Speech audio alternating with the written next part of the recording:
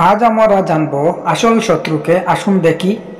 100টি কালো পিঁপড়ার সাথে 100টি লাল পিঁপড়াকে একটি বয়ামের ভিতরে রেখে দিলে অস্বাভাবিক কিছুই ঘটবে না, কিন্তু বয়ামটিকে জাকিয়ে দিতেই পিঁপড়াগুলো পরস্পরকে মেরে ফেলতে শুরু করবে।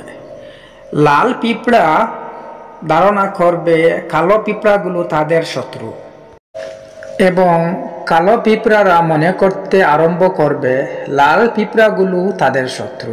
অথচ প্রকৃত শত্রু হচ্ছে বয়ামটিকে যে জাকিয়ে দিচ্ছে সে।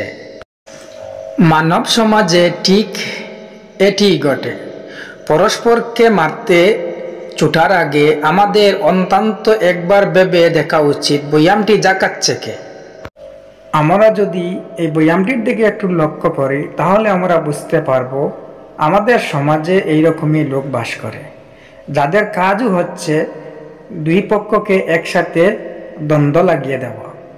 আসুন আমরা শুধরে যাই, সমাজকে পাল্টাই। আর যদি ভালো লাগে তাকে আমার চ্যানেলটা আপনারা একটু সাবস্ক্রাইব করে দিবেন, লাইক করবেন, কমেন্ট করবেন, পাশে থাকবেন। ইনশাআল্লাহ পরবর্তীতে আরও ভিডিও দেওয়ার চেষ্টা করব।